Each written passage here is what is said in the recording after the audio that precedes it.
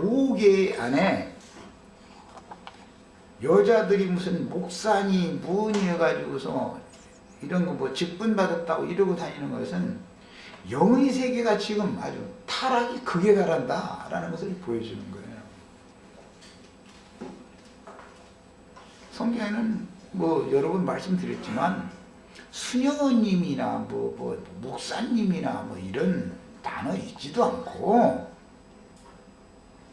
그런 단어는 있지도 않고 그냥 만들어 놓은 말이고, 구약 성경에 보면 다 그 여자들이 휘장지 않은 처소에서 창녀로 떴던 사람들이에요. 그게 이렇게 말하면 심하게 말하는 것이 좀 되는데, 실제적으로 구약 시대는 그랬어요. 그 여자 사제라는 것은 하는 게 뭐냐면 화대받고 그걸로 사는 거예요. 그것이 예배 방식이었어요. 그게 뭐냐, 님으로서의 숭배 사상이네. 세미라메스로부터 오는 것이고, 그것은 어디에 기인된 거냐면 창세기 에덴 동산의 사건이 반복되는 얘기다 이 말이에요. 예. 구약 시대에는 육신적으로 그런 행음을 하고 화대를 뭐 헌금을, 이게 그 심전에다 헌금을 내는 것이지 뭐 화대라고 주는 건 아니었습니다. 얼마나 전에 있고 이런 것도 없었으니까 자기 마음에 내키는 대로 그냥 주는 거예요. 되는 거예요. 그런데 그런 것은 하나의 육신적인 일은 표상이다 이거예요. 영적인 일에 대해서 영적 간음이라는 게 뭔지를 아셔야 돼요. 하나님은 질서의 하나님이시기 때문에 이런 타락한 세상에서 사람들을 건져내는 거예요. 세상에서 건져내는 것처럼 영적으로도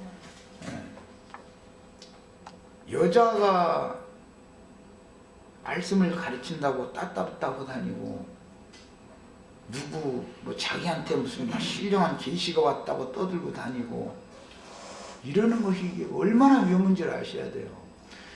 대부분 그런 여자들이 대부분은 무슨 뭐 기도원이 이런 데 이제 원장 뭐 한다고 뭐 이런 걸 많이 하죠. 그런데 잘못 갔다가는 전부 귀신 들려가지고 이상한 영 받아가지고 나와서 이상한 짓 하고 다니게 돼 있어요. 진리의 영과 미혹의 영은 어떤 노선이 명확하단 말이에요. 이게 진리에 밝은 사람한테는 이걸 못 당하는 거예요. 그런데 그 사람 말 들어보면 다 그게 여자들은 또 무슨 여자니까 막 나처럼 둔탁한 말도 하지도 않고 그냥 막 날카로운 이런 말을 잘 안 치요. 여자들이라 그냥 좋은 말로 해서 사람 마음을 사로잡고 하는 데는 아주 굉장하죠.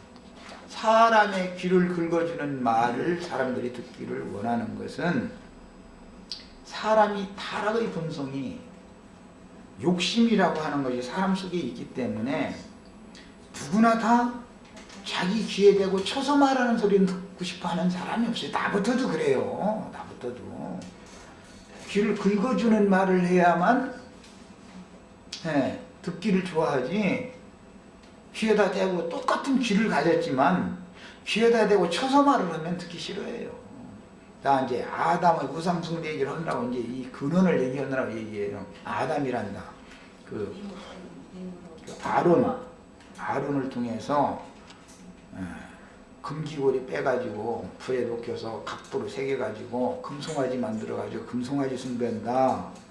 이 말이 어디에서 오느냐? 모세와 아론은 하나님 앞에 그 백성들을 인도하는 귀한 존귀한 직무를 받은 사람들이에요. 그럼 신의 말씀을 들어야지 백성들이 말을 들어서 되는 게 아니란 말이에요. 사람들은 백성들이 하는 말을 들을 때 너무 그럴싸하다. 만약에 소위 말하는 목회하는 사람이 모든 신자들 얘기를 들어보니까 이거 신의 말씀보다 이게 더 아주 그냥 이게 현실적이고 너무 맞다 말이에요. 현실적인 거 따라갔다가는 타락하게 돼 있는 거예요. 하나님의 말씀을 무조건 지켜야 돼. 하나님의 종이면 자기 신분을 딱 지켜야 된단 말이에요.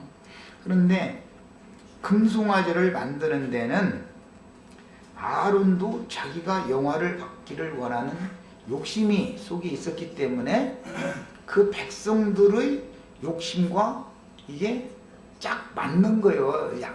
서로 간에 이게 맞으니까 이 사건이 벌어지는 거예요. 아담과 하와가 하는 말이 이거는 도저히 아니다. 하나님의 말씀에는 그거 먹지 말라고 그래. 그거 먹으면 죽는다고 그랬다. 이게 분명할 것 같으면은 여자가 아무리 그거 먹으라고 해도 안 먹습니다. 그걸 먹으면 큰일 나려고 그거 먹었느냐고 오히려 책망을 하고 혼냈어야 되는 거죠. 그 하와의 귀에다 대고 쳐서 말을 했어야 되는데 하와가 하는 말에 귀를 크게 당나귀로 열어놓고서 듣다 보니까 사건이 이렇게 생겼다 이 말이에요. 자, 이제 32장의 이 금송아지 숭배 사건이라는 것은 에덴 동산에서부터 시작되는 것이 먼 후일날 영적으로 어떻게 적용되냐 이건 그림을 제시한다 이 말이에요 지금요. 자, 이제 이런 그림을 잘 이해를 하시면 지금부터 나가는 말씀이 이해가 됩니다. 이제 그래서 모든 인류에게는 아담과 하와 때부터 종교라는 것은 위선자를 만드는 거죠.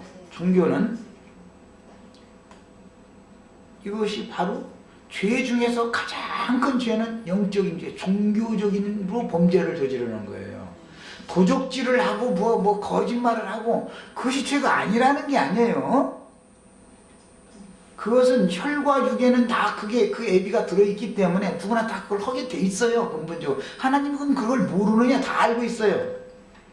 하나님이 만약에 도적질했던 세일이나 날마다 간음해서 먹고 살았던 창녀를 오히려 구원을 하고 의로운 유대교인들을 버렸다 이 말이 이게 쉽게 이해될 수 있는 말이 아니에요. 근원을 알아야 돼. 복음의 근원을 왜 이런 말이 오는지를.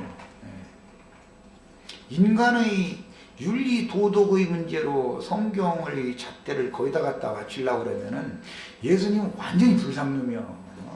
예수를 믿는다는 건 이건 완전히 참 가짜는 인간 되고 싶으면 예수 믿어야 되는 거예요. 그런데 그 원인이 어디에서 오냐면 에덴 동산 사건에서 오는 거다.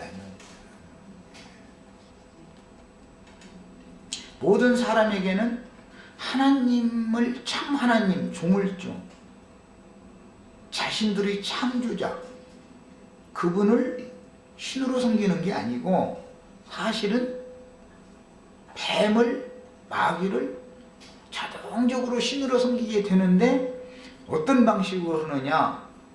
종교라는 방식을 통해서 그렇게 하는 거예요. 종교가 얼마나 무서운 일을 알아야 돼요. 그리스도와 종교는 완전히 반대편에 서는 거예요.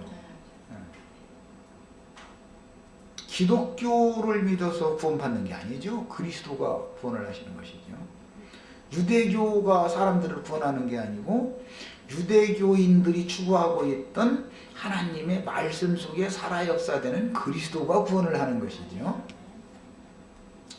그런데 하나님의 말씀을 버리고 백성들의 말을 귀 기울여 듣는다 인도자가 그건 어디에서부터 온 거라고요? 창세기 에덴 동산에서부터 온 거예요. 니무르스 여미 세미라미스가 그런 방식으로 바벨론이라고 하는 나라를 견고하게 세워놓고 그 아들에게 아들이면서 나중에 이제 자기 남편도 되니까 아들인데 남편이에요. 이렇게 해서 그 나라를 줍니다. 이것이 음녀 이세벨의 교훈이라는 거예요.